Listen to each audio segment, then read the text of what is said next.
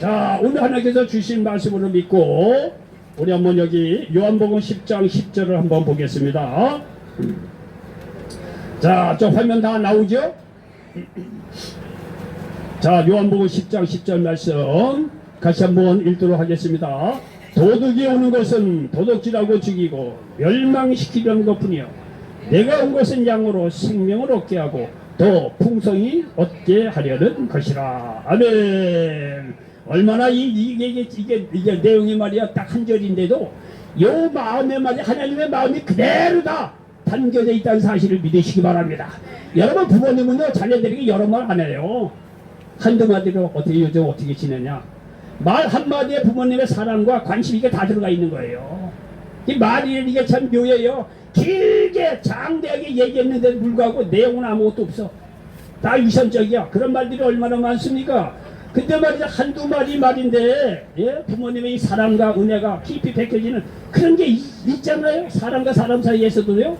여러분요 하나님의 말씀도 그래요. 하나님 말씀도 여기 수태 많이 있지만 특별히 그날 하나님께서 주시는 그런 말씀이 있다는 사실을 기억하시기 바랍니다.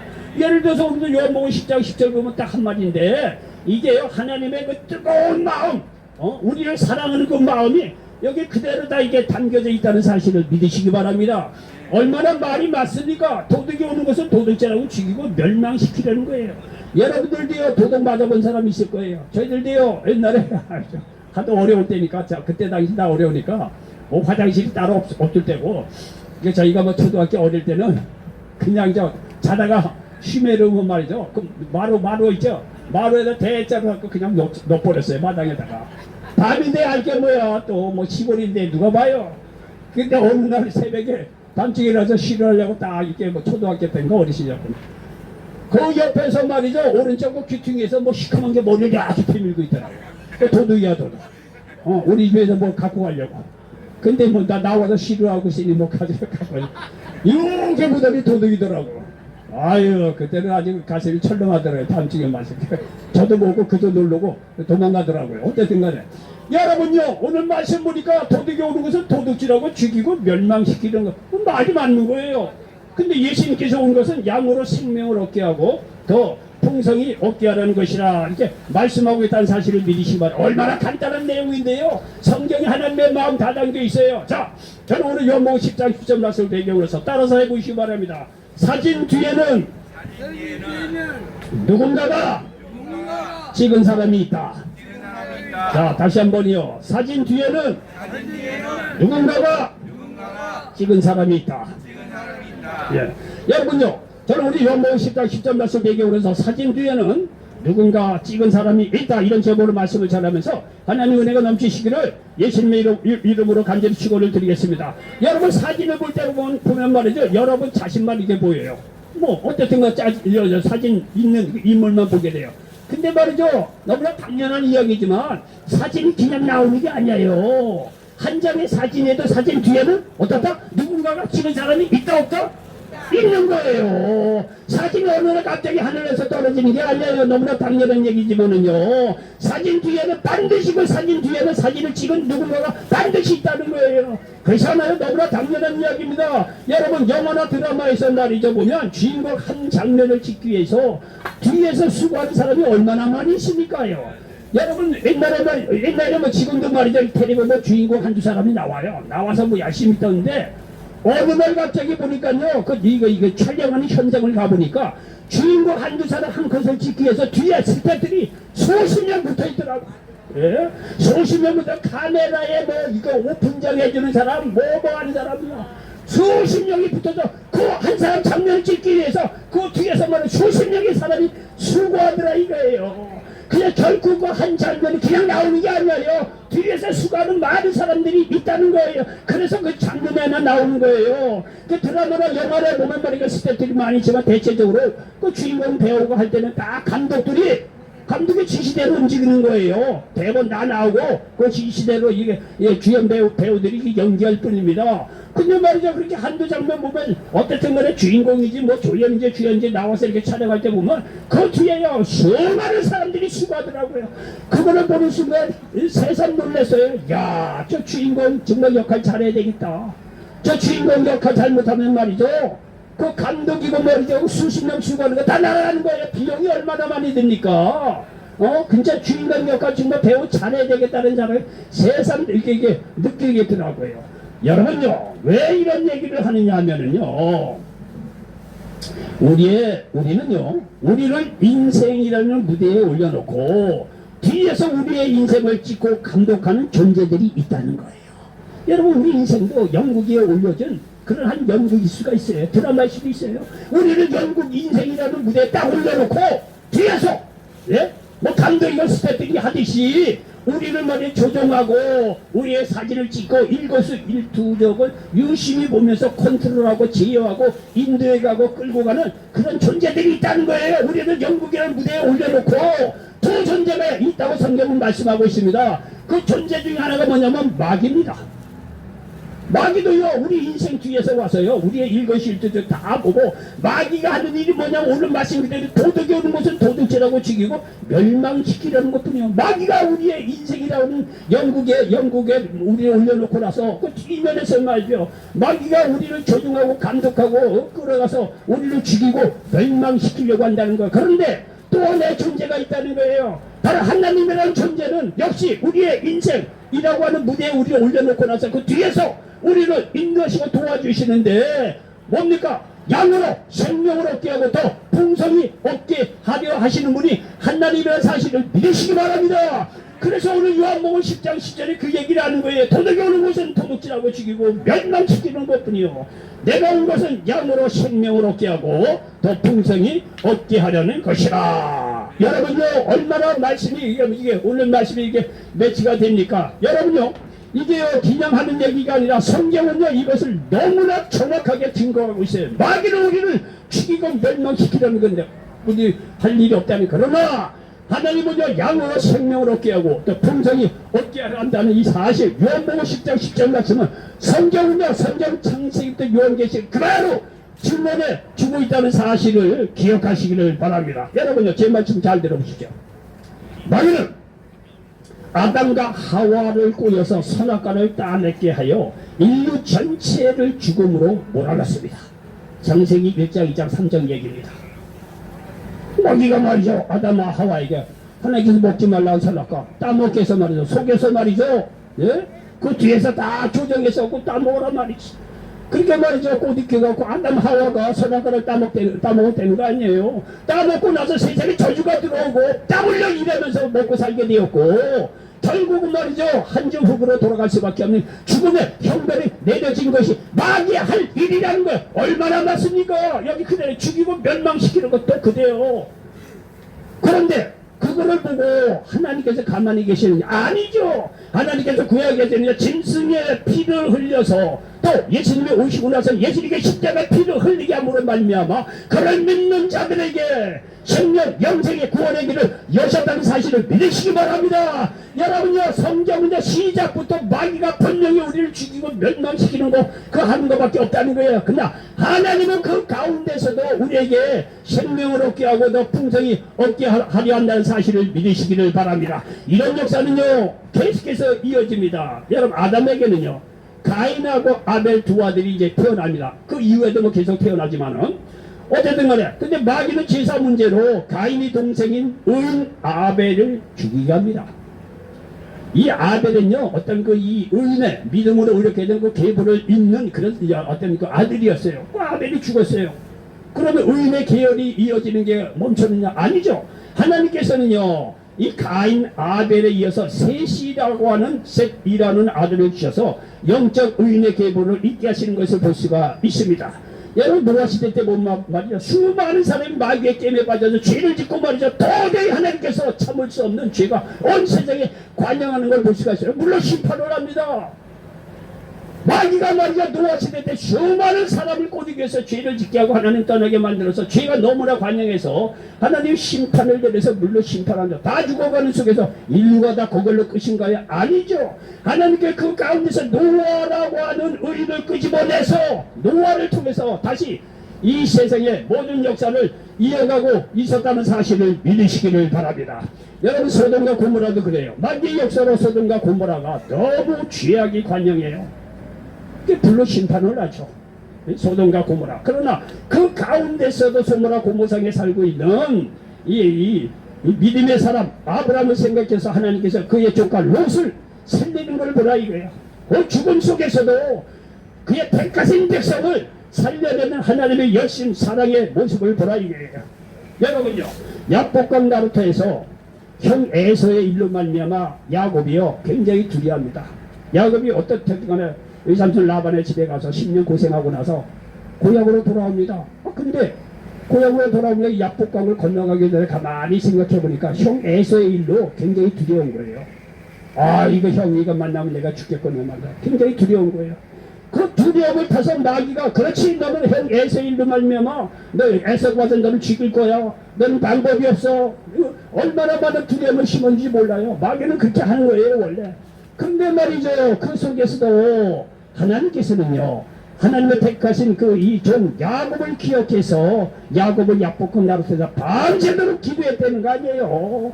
기도해서 하나님께서 그를 만나주셔서 그의 두려움을 없애주시고 형 에서하고 말이죠, 해피엔딩으로 만날 수 있도록 하나님께서 역사해 주셨다는 사실을 믿으시기 바랍니다. 여러분요, 이 마귀는 말이죠, 이 요셉을 애굽의 노예로 팔려가게 합니다. 이게요, 요한복음 10장 10절 이 말씀을 가지고도 성경의 흐름이 다 그냥 나와요. 여러분요, 요셉은요 하나님의 택하신 정말 이 종이에요. 근데 종이면 뭐합니까? 11호 현대의 11호 말미암아 애굽의 노예로 팔렸다는 거 아니에요. 마귀가 그렇게 역사하는 거예요. 애굽의 말이죠, 노예로 종으로 팔렸다는 거 아니에요. 형들의 11호 형들에 의해서. 그런 말이죠, 마귀가 요셉을 애굽의 노예로 팔려서 그렇게 죽이고 멸망시키려고 합니다. 그런데 그 원래 그 인생이 끝났나요? 아니죠. 하나님께서 요셉과 함께 하시네. 요셉이 감옥에 가나 어디든지 간에 요셉과 함께 하세요. 그 요셉은 또 믿음의 사람이니까 그 어려운 속에서도 하나님을 신뢰했다는 거 아니에요. 결국은 말이죠, 애굽의 말에 노예로 팔려가지고 13년 지나고 나서 30세가 돼서 무슨 일이 일어납니까? 그 지혜로 말이죠, 애굽의 바로왕 꾼 꿈을 말이야 잘 해석해서 애굽의 총리로 등록하는 걸 보세요. 그리고 30세 애굽의 총리가 돼서 자기뿐만 아니라 자기 가족뿐만 아니라 애굽을 비롯했고 주위에 있는 수많은 사람들이 감옥으로 말이죠 죽어가는 것 속에서 수많은 사람을 살렸다는 거 아니에요. 여러분 보십시오. 마귀가 하는 일은요, 우리를 죽이고 멸망시키는 것밖에 없어요. 그러나 하나님께서는 그 가운데서도 택하신 자들을 뽑아내서 생명을 얻게 하고 풍성이 얻게 한다는 사실을 믿으시기 바랍니다. 여러분, 요셉이 애굽의 노예로 팔려갔을 때 30세 총리가 돼서 여러분요, 요셉이 자기 생명만 구했습니까?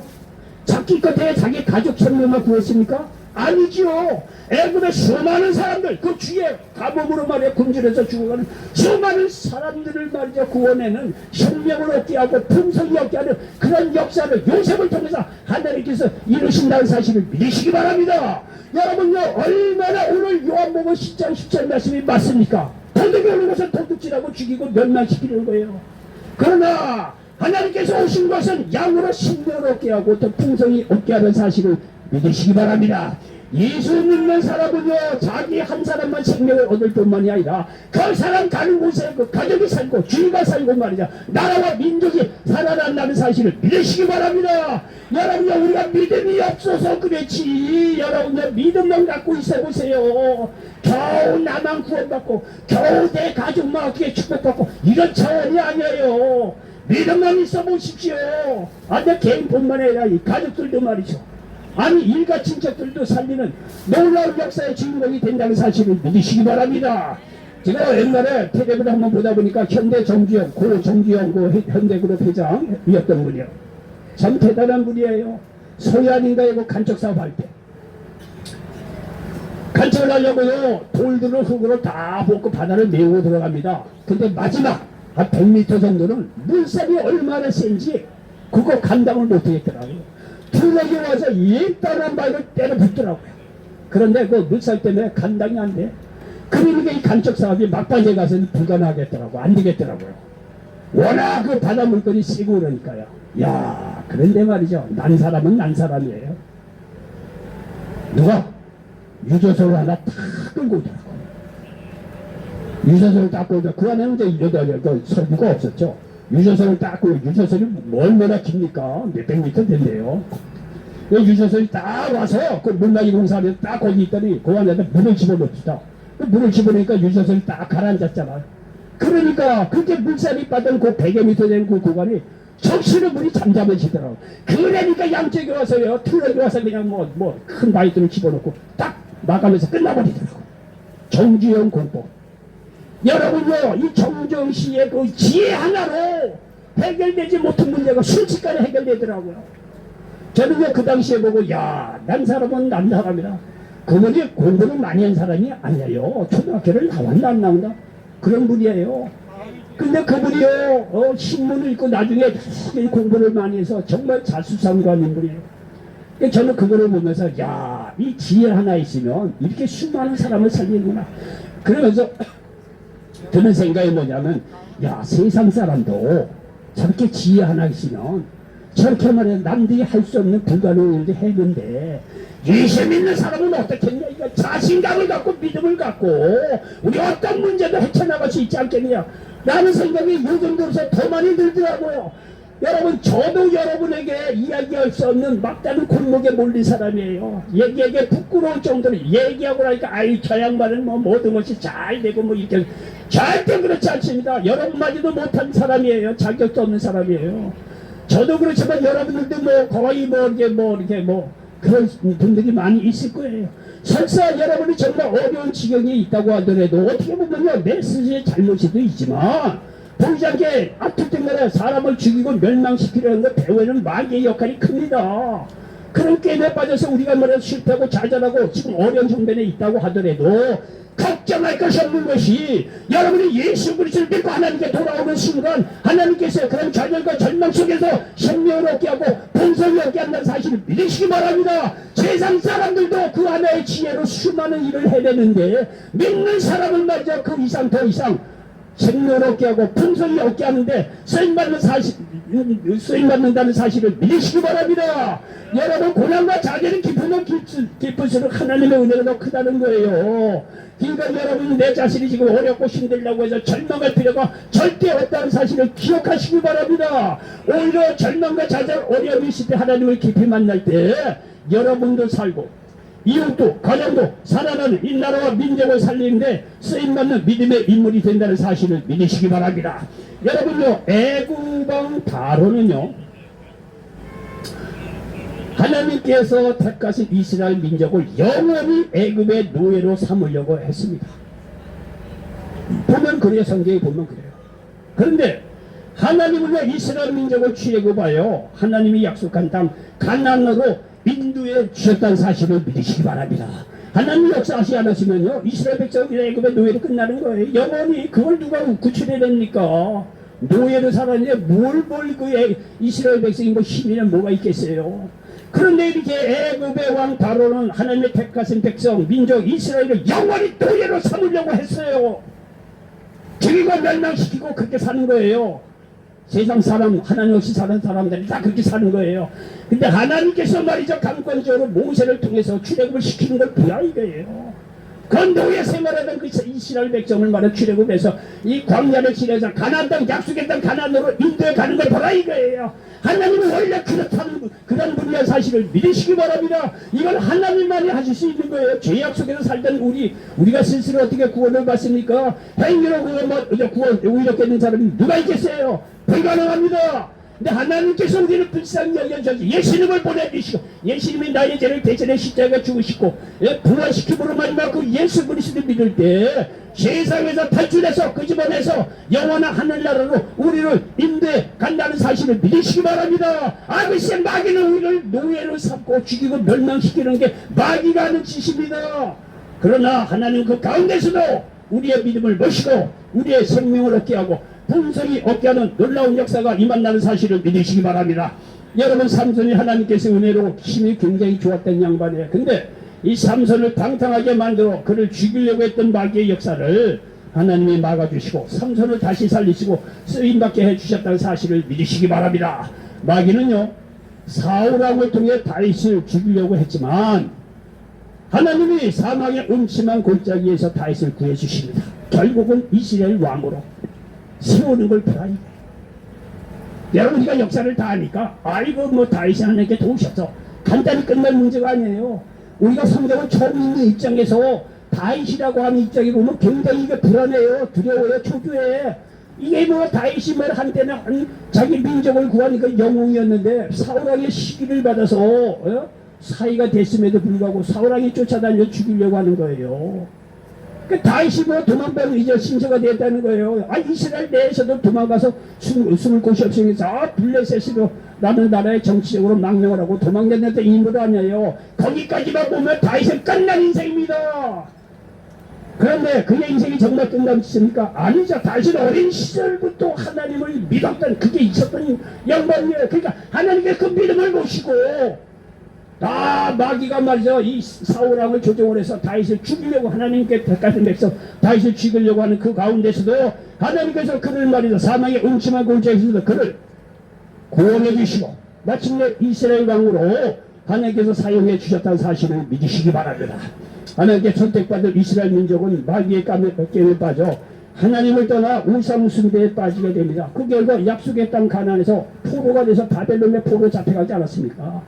여러분요, 열치게 보면 말이야, 이스라엘 역사를 보면 여기서 보면 끝이에요.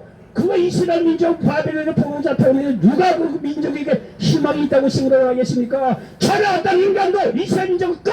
바벨론의 포로 잡혀가서 끝이야! 더 이상 역사 발전시킬 수 없어! 여러분 성경을 보면 심각하게 보면 현실적으로 그렇습니다. 그런데 그 가운데서 회개하는 이스라엘 택하신 백성을 보시고 하나님께서 바벨론에서 말이죠 70년이 지내서 다시 가나안 땅 약속의 땅 가나안으로 다시 인도에 들으셨다는 사실을 믿으시기 바랍니다. 하나님이 그런 분이에요. 여러분요 이렇게 외치면 아멘 소리가 좀 나와야 되는데 너무 심각해요. 얼마나 이게요 대단한 이게 하나님의 역사입니까 이게. 여러분 이렇게 내가 목 놓아 외치는 게 이스라엘 사람들 얘기하는 게 아닙니다. 뭐하러 딴 나라 역사를 우리가 뭐 배웁니까? 하나님께서 그 민족을 그렇게 역사하셨듯이 오늘날 개인이나 이 나라 이 민족도 하나님께서 그렇게 사망의 음침한 골짜기에 있다라도 멸망 속에 가더라도 거기서 그 집안에서 생명을 얻게 하고도 풍성이 얻게 한다는 사실을 믿으시기 바랍니다. 여러분이 믿음으로 받아들이는 순간 야 하나님이 그런 분이로구나. 내가 지금 사망의 음침한 골짜기고 정말 이 환경이나 말이죠 사업도 말아먹고 가정도 떠나가고 말이야 다 이런 속에서 그때 마귀의 이면적인 작용들이 큽니다. 땅에 죽인 거 멸망시키는 거에 빨려 들어가서 더 이상 소망이 없는데 여러분 그 가운데서도 예수 믿고 말이야 하나님께 돌아온 사람들에게 그런 사람을 다시 끄집어내서 생명을 얻게 하고 풍성이 얻게 하는 놀라운 역사를 베풀어 준다는 사실을 믿으시기 바랍니다. 여러분 하나님이 구약에서 이렇게 은혜를 베풀어 주셨는데 예수님이 오셔서 동일합니다. 예수님께서 오신 일이 그대로야. 도둑이 오는 것은 도둑질하고 죽이고 멸망시켜 내가 온 것은 양으로 생명을 얻게 하고 풍성이 얻게 하려는 거예요. 저는요 개인적으로 예수님이 나의 죄를 대해서 십자가에 죽으시고 부활하시고 그 얼마나 헌신 말이죠 희생이 얼마나 감사합니까? 그것도 감사한데 성경을요 마태마가 누가 요한복음을 가만히 보니까 예수님은요 사람들이 너무 예수님을 하나님이니까 너무 먼 사람이야. 십자가에 죽으신 것만 해도 너무 감사한 얘기지. 너무 예수님을 피상적으로 보는 경향이 많아요. 여러분요 예수님은 인간의 모습으로 오신 분이에요. 그러니까 한 인간으로서 예수님의 모습을 우리가 한번 유심히 보면은요 예수님은요 정말 인간적으로 매력이 넘치는 분이에요. 예수님의 그 많은 권세와 능력 자기 높여달라고 그런 데 사용 안 했어요. 가는 것마다 자기의 모든 능력과 권세를 사용해서 어떤 병도 치료해 주셨다는 사실을 믿으시기 바랍니다. 얼마나 갑니까? 세상 사람들은요 좋은 병원 좋은 의사만 만들려면 2억이 1, 2년이에요. 그 진료 한번 만들려면 수술 한번 비용이 얼마나 드는데요. 예? 그런데요 예수님께 나오자면 물어도 어느 누구든지 믿음을 보시고 아니면 또 예수님께 일방적으로 어떤 병도 치료해 주셨다는 사실 믿으시기 바랍니다. 여러분 치료해 줬다고 말이죠 나를 높여달라 그런 분은 아니에요. 세상 사람들은 권세가 있고 말이죠 뭐 미모에도 있고 돈에도 있고 말이죠 정치에 권세 마시고 얼마나 교만하고 뻣뻣합니까? 나한 이 지도자들 이렇게 보면요 겨우 자기들 오늘 신년 뭐 대통령이고 뭐해요. 그거 잡기 위해서 수많은 사람을 희생시키는 거 보면요 이해가 안 되는데 세상은 뭐 어떨 것 같습니까? 여러분 세상은 다 그래요. 한나라에 말이야 투태양이 없다. 뭐 정치적으로 얼마나 말이야 올라가려고 애를 씁니까? 그거 한번 올라가 보면 말이죠 얼마나 뭐 다 그런 건 아니겠지만 일반적으로 말이죠. 얼마나 많은 세상 사람들이 독자되게 돼서 얼마나 많은 사람을 죽이고 말이야. 그 자기 권세를 말이야 이어받으려고 내가 왕이다 대통령이다 그런 사람이 얼마나 많이 있어요. 세상은 다 그래요. 여러분 그러한 세상 역사를 봤을 때 예수님은요 오셔서 자기 모든 권세 능력 그런 데 안 썼어요. 없고 정말 힘들고 의미 없이 살아가는 저주식에 살아가는 사람들에게 가서 모든 병을 치료해 주시고 마귀의 속박에서 자유케 해주시고 말이죠. 예? 문제를 해결해 주시고 말이죠. 말씀으로 생명의 길로 인도해 주시고 말이죠. 결국은 십자가에 못 박혀 죽고 부활케 하심으로 하나님이 그런 믿는 자에게 영생 천국의 길을 열어놓으셨다는 사실을 믿으시기 바랍니다. 이런 분이 있으면 나무라에 이렇게 섬기고 겸손하고 자기의 모든 권세를 자기 명예를 위해서 쓰는 것이 아니라 영혼 육간의 죄로 만나 우리가 터진 인간을 위해서 이렇게 자기의 모든 것을 희생했던 사람이 있으면 나무라에 세상 종교 잠시간 있으면 나무라에 다 자기 총지 자기 지혜로 나름대로 독도했다 못하고 다 자기 명예로 다 세상 떠난 양반들이에요. 예수님은 그런 분이 아니에요. 예수님은 하나님 자신이기도 한 분이 오셔서 모든 권세 높임 그런 거 없어요. 예수님은요. 여러분이 이렇게 우리가 예수 믿고 구원받고 축복받고 이렇게 구원의 길을 받았으면 믿는 사람도 그렇게 살아야 돼요. 그런데 다 그런 건 아니지만 뭐 이렇게 이제 하나님께 쓰신 받고 그러면 또 교만하고 그런 사람들도 혹가다니는데 그렇게 살면 안 돼요. 예수님의 인간적인 면도 한번 봐볼 필요가 있어요. 얼마나 남을 섬기고 본인은 낮아지고 말이죠. 그 높은 모자 다 벗어던지고 십자가에 죽기까지 순종하신 그리고 자기의 모든 권세 능력을 말이죠. 사람들의 생명을 얻는데 모든 것을 희생하신 그 예수님의 인간적으로도 굉장히 매력 있는 거 한번 봐보라 이거예요. 우리가 그거를 배울 필요가 있어요. 많은 사람들이 예수님을 이용만 합니다. 문제 있을 때 도와주세요. 축복 주세요. 치료해 주세요. 그러고 나서 예수님의 어떤 그런 면은 빠이빠이 뭘 그런 것까지 뭐. 여러분요 이렇게 예수를 통해서 강건해지고 축복도 받고 구원도 받고 그러면요 예수님의 인간적인 매력을 보고 그분을 한번 닮을 필요가 있다는 사실을 믿으시기 바랍니다. 우리가 예수를 만나면 치료받아요. 자유받아요. 구원받아요. 그걸로 끝나는 게 아니라 그것은 결국 또 이어져야 돼. 예수님을 닮아서 예수님께서 그럼 구원받은 백성들을 위해서 뭘 원하신가 예수님의 핵심적인 메시지를 받아야 돼요. 하나님 나라 영광을 위해서 살라는 거예요. 예수님을 본받아서 하나님의 영광을 위해서 하나님의 뜻을 구하면서 살아가는 것이 하나님이 우리를 구원해준 본뜻이에요. 본뜻. 그런 뜻은 다 지켜놓고 그냥 뭐 달라달라만 하면 그것도 곤란하단 말이에요. 주시지요. 하나님이 또 주시는 분이기 때문에 여러분요 이게 예수님은요 오셔서 정말로 우리가 생명을 얻게 하고 평생을 얻게 하려고 영혼연간에 몸부림 치면서 기도하고 말이야 그런 놀라운 권세와 능력을 우리를 위해서 사용해 주셨다는 사실을 믿으시기 바랍니다. 그러면 우리가 모든 영혼연간 문제를 해결받고 정말 예수님을 위해 사는 영광을 해서 살아가는 모든 분들은 될 수 있다는 사실을 믿으시기 바랍니다.